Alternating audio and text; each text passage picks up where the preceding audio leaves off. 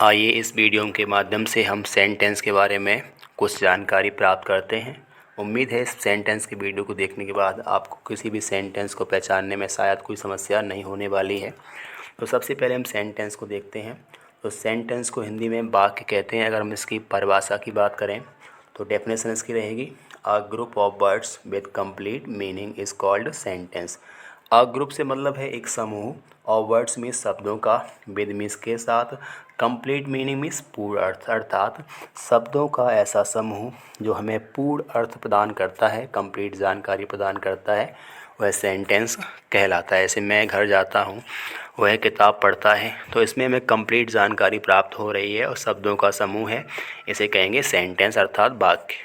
अगर हम इसके प्रकार को देखते हैं तो सामान्य तौर पे सेंटेंस हैं वो 5 प्रकार के हैं। पहला यहाँ पे लिखा हुआ है सेंटेंस असर्टिव सेंटेंस। तो असर्टिव सेंटेंस होता है पहला। अगला है इंटेरोगेटिव सेंटेंस, थर्ड है इम्परेटिव सेंटेंस, और चौथा है ऑप्टेटिव, और पांचवा है एक्सक्लेमेटिव। आइए हम सभी सेंटेंसेस को विस्तार से जानते हैं। पहले हम शॉर्ट में प्रयास करें यहाँ जानने का।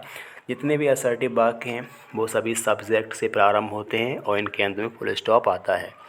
इंटेरोगेटिव वाक्य हैं, ऐसे इंटेरोगेटिव वाक्य जो भी हैं, तो इंटेरोगेटिव वाक्य जो होते हैं वो तो या तो हेल्पिंग वर्ब से प्रारंभ होते हैं और या फिर क्वेश्चन वर्ड से प्रारंभ होते हैं और इनके लास्ट में क्वेश्चन मार्क दिया गया होता है। अगर हम बात करें इम्परेटिव सेंटेंस, तो ऐसे सभी वाक्य जिनके शुरुआत में या तो प्लीज़ है, या काइंडली है, या फिर डू नॉट है, नेवर है, ऑलवेज़ है, इस तरह के शब्द आते हैं, या फिर सबसे पहले क्रिया फर्स्ट फॉर्म आती है और वाक्य के अंत में फुल स्टॉप आता है, तो वाक्य हमारा इम्परेटिव बन जाता है। ऑप्टेटिव सेंटेंस को बोलते हैं इच्छा सूचक वाक्य। तो इसमें आशीर्वाद, शुभकामनाएं, प्रार्थना वगैरह का भाव दिया होता है। तो ऑप्टेटिव वाक्य ज़्यादातर एम ए बाई में से प्रारंभ होते हैं और अंत में इनके एक्सक्लेमेशन मार्क दिया गया होता है। नेक्स्ट हम यहाँ देखते हैं एक्सक्लेमेटरी सेंटेंस। तो एक्सक्लेमेटरी सेंटेंस है वो अचानक से उत्पन्न होने वाले विचारों को बताता है। तो इन वाक्यों के, एक्सक्लेमेटरी वाक्यों के अंत में भी एक्सक्लेमेशन मार्क आता है और इनके शुरुआत में हम शब्द अगर कहें तो एलास, होर्रा, ब्रेवो वगैरह देखने को मिलते हैं। आइए हम विस्तार से हम टेंसेस को देखते हैं।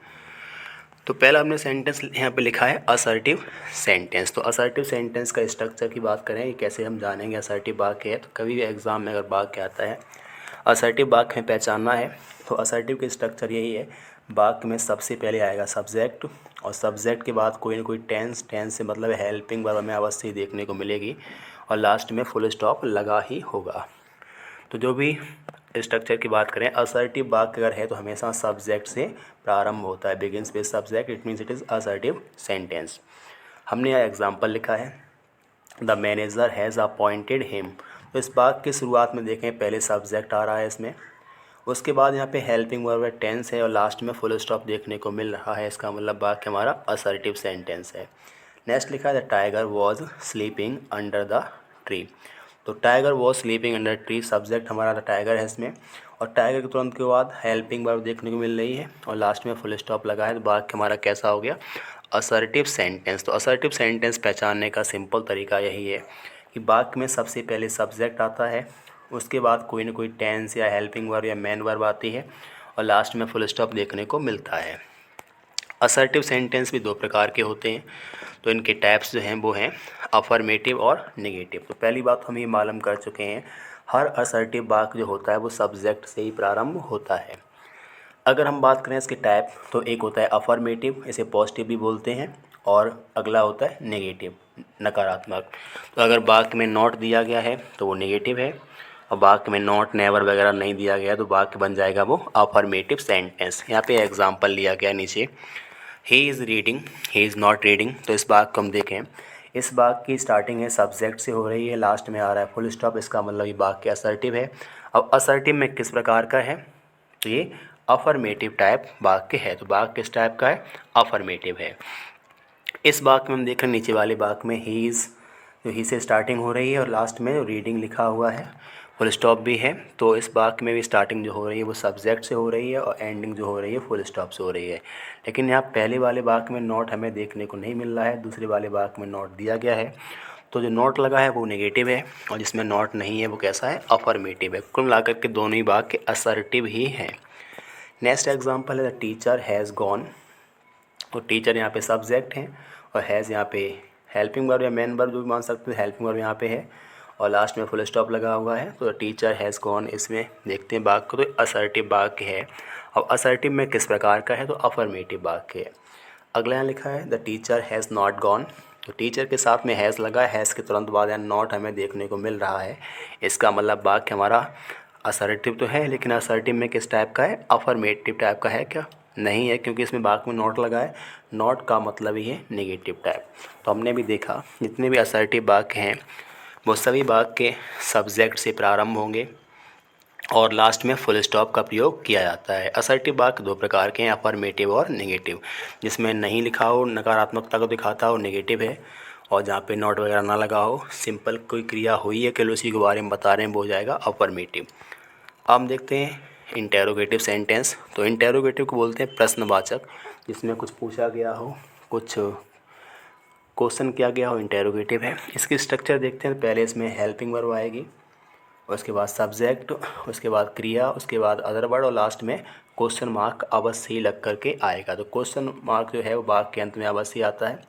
अगर वाक्य क्वेश्चन वर्ड से प्रारंभ हो रहा तब भी इंटेरोगेटिव है। तो इसका स्ट्रक्चर क्या बनेगा, पहले क्वेश्चन वर्ड होता है, उसके बाद हेल्पिंग वर्ब, फिर सब्जेक्ट, और उसके बाद अगर नॉट है तो नॉट आएगा और नहीं है तो नहीं आएगा। फिर वर्ब है, वर्ब करनी है, उसके बाद अदर वर्ड वगैरह में करके लास्ट में क्वेश्चन मार्क दिया गया होता है। तो हमें ये मालूम पड़ा है यहाँ पे कि इंटेरोगेटिव वाक्य दो प्रकार से प्रारंभ हो सकते हैं। पहली बात है इंटेरोगेटिव वाक्य के अंत में क्वेश्चन मार्क तो आना ही आना है।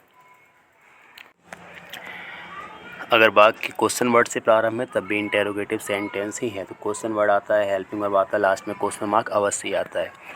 अगर हम एग्जांपल्स यहाँ पे देखें, पहले लिखा है कैन यू प्ले हेयर। इसकी स्टार्टिंग जो है वो कैन से हो रही है, जो कि अपने आप में एक टेंस है, मॉडल वर्ब है, और लास्ट में क्वेश्चन मार्क लगा हुआ है। वाक्य हमारा है इंटेरोगेटिव। कैन के तुरंत बाद एक सब्जेक्ट लगा हुआ है, सब्जेक्ट के बाद कोई क्रिया वगैरह है, तो वाक्य हमारा किस टाइप का है, इंटेरोगेटिव है। अगला हम देखते हैं did he right a story. तो इस वाक्य में भी अगर हम देखते हैं तो वाक्य जो स्टार्टिंग है वो हेल्पिंग वर्ब डिड से हो रही है, पास्ट का इंडेफिनिट है, और ही सब्जेक्ट है और लास्ट में क्वेश्चन मार्क लगा हुआ है। वाक्य हमारा इंटेरोगेटिव है। अगला हमें देखें वाई विल यू प्ले। तो इसमें सबसे पहले question word why, where, when, what वगैरह आ रहा है। उसके बाद एक हेल्पिंग वर्ब यहाँ पे दी गई है, फिर एक सब्जेक्ट है, उसके बाद क्रिया है। तो इसका मतलब वाक्य हमारा इंटेरोगेटिव ही है। नेक्स्ट हमारा लिखा है what are you doing today. तो व्हाट के बाद हम देखें तो यहाँ पे लगा है is, am, are, helping verb जो भी है, उसके बाद सब्जेक्ट है और लास्ट में क्वेश्चन मार्क लगा हुआ है, अर्थात हमारा वाक्य बन गया इंटेरोगेटिव। जब भी कोई वाक्य हेल्पिंग वर्ब से या फिर क्वेश्चन वर्ड से प्रारंभ होता है तो हमारा वाक्य वो है इंटेरोगेटिव सेंटेंस। तो इंटेरोगेटिव वाक्य में लास्ट में क्वेश्चन मार्क का आना कंपलसरी है, क्वेश्चन मार्क आता ही आता इसमें है। हमें यहाँ मालूम पड़ा तो इंटेरोगेटिव वाक्य दो प्रकार से प्रारंभ हो सकता है, हेल्पिंग वर्ब से और क्वेश्चन वर्ड से। नेक्स्ट हम देखते हैं इम्परेटिव सेंटेंस। तो इम्परेटिव वाक्य हम कैसे पहचान करेंगे। पहली बात है इम्परेटिव वाक्य के अंत में फुल स्टॉप आता है। अगली बात है इम्परेटिव वाक्य है उसके सबसे शुरुआत में या तो प्लीज़ आएगा, प्लीज़ नहीं तो फिर काइंडली आएगा, काइंडली नहीं तो डू नॉट सबसे पहले आएगा, और ऐसा नहीं तो फिर नेवर आ सकता है, नेवर भी नहीं है तो फिर ऑलवेज आ सकता है, और कुछ नहीं आता है तो वाक्य हमारा इम्परेटिव है, क्रिया फर्स्ट फॉर्म से प्रारंभ होता है। तो अगर हमारा वाक्य प्लीज़ से शुरू हो रहा है या फिर काइंडली शुरू हो रहा है या डू नॉट से शुरू हो रहा है या नेवर से शुरू हो रहा है या ऑलवेज से शुरू हो रहा है या फिर क्रिया फर्स्ट फॉर्म से शुरू हो रहा है और लास्ट में फुल स्टॉप आता है, तो हमारा वाक्य वो इम्परेटिव सेंटेंस आज्ञासूचक वाक्य है। एग्जाम्पल हम देखें, यहाँ पे लिखा है ओपन द डोर। तो इसमें शुरुआत में कोई सब्जेक्ट नहीं है। इम्परेटिव में जो होता है, सब्जेक्ट की बात करें तो इम्परेटिव में यू सब्जेक्ट जो होता है वो छिपा रहता है, उसे लिखते नहीं है। तो इसमें हम देखते हैं ओपन द डोर। तो ओपन में सबसे पहले क्रिया फर्स्ट फॉर्म आ रही है, लास्ट में फुल स्टॉप है, इम्परेटिव है। नेक्स्ट वाक्य लिखा है do not make a noise. तो डू नॉट है, इसमें स्टार्टिंग में डू नॉट लग के आ रहा है, लास्ट में फुल स्टॉप है, ये इम्परेटिव वाक्य है। इसमें लिखा है ऑलवेज स्पीक द ट्रूथ। तो शुरुआत जो हमारी वाक्य की हो रही है वो ऑलवेज से हो रही है, अर्थात इम्परेटिव वाक्य है। नेक्स्ट यहाँ पे कॉल हिम नाउ। तो कॉल जो यहाँ पे है वो क्रिया फर्स्ट फॉर्म है, मतलब इम्परेटिव है। आगे लिखा है अगला वाक्य लेट हिम कुक फूड। तो लेट भी अपने आप में क्रिया फर्स्ट फॉर्म है, लेट का मतलब होता है अनुमति देना, आज्ञा देना।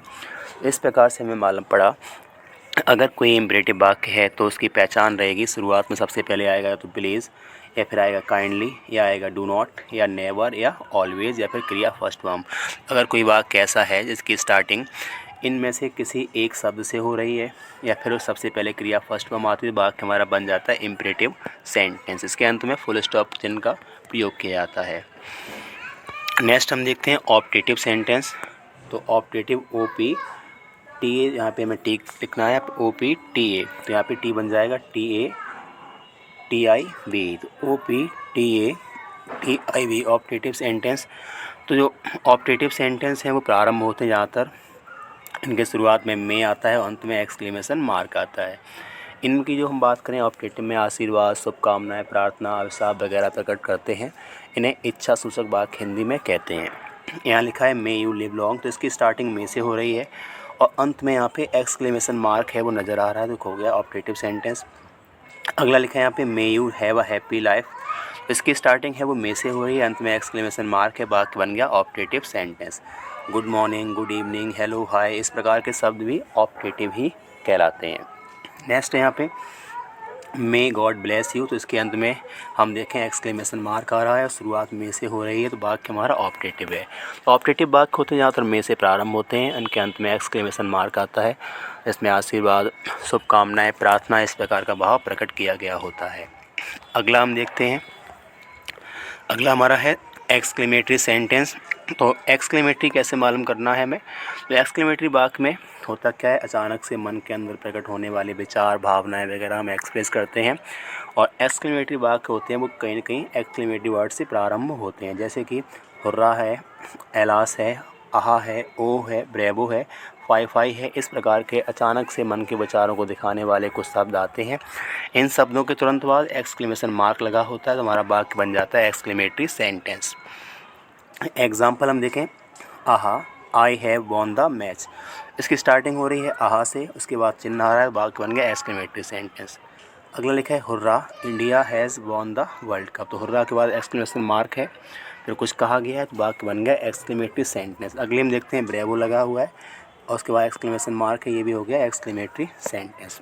अगर हमारा वाक्य हम यहाँ से देखें हाउ लेज़ी ही इज़, अगर वाक्य है, अगला है व्हाट अ नाइस डे, अगर कोई ऐसा वाक्य है जो हाउ या व्हाट से प्रारंभ हो रहा है और उसके तुरंत बाद हेल्पिंग वर्ब ना आकर के कुछ और आ रहा है और लास्ट में एक्सक्लेमेशन मार्क दिया गया, तब भी हमारा वाक्य वो कैसा है, एक्सक्लेमेटरी सेंटेंस ही है। इस प्रकार के वाक्य में एक्सक्लेमेटरी में हाउ या व्हाट शुरुआत में आ सकता है, हाउ व्हाट के अलावा कोई अदर जो चीज़ है क्वेश्चन वर्ड वो बिल्कुल ही प्रयोग नहीं होता है। तो जब भी हाउ व्हाट से वाक्य स्टार्ट हो, अंत में एक्सक्लेमेशन मार्क आए, तो हम समझ जाएं वाक्य हमारा वो एक्सक्लेमेटरी सेंटेंस ही है। तो एक बार हम फिर देखते हैं, क्विक रिवीजन करते हैं, इसमें से क्विक रिवीजन देखें हम एक बार फिर से। सेंटेंस होते हैं 5 प्रकार के। अगर कोई वाक्य सब्जेक्ट से प्रारंभ होता है, अंत में फुल स्टॉप है, असर्टिव सेंटेंस है। अगर कोई वाक्य हेल्पिंग वर्ब से या फिर क्वेश्चन वर्ड से प्रारंभ है और लास्ट में क्वेश्चन मार्क लगा है, तो इंटेरोगेटिव है। अगर कोई वाक्य please, never, do not, always, kindly या फिर क्रिया फर्स्ट से प्रारंभ है, तो इम्परेटिव है। अगर कोई वाक्य ज़्यादातर में से प्रारंभ है और अंत में एक्सक्लेमेशन मार्क है, तो वो ऑप्टेटिव है। अगर किसी वाक्य की स्टार्टिंग एलास, हुर्रा, ब्रेवो इत्यादि शब्दों से हो रही है और उसके साथ में एक्सक्लेमेशन मार्क दिया गया, तो वाक्य बन जाएगा कैसा, एक्सक्लेमेटरी सेंटेंस।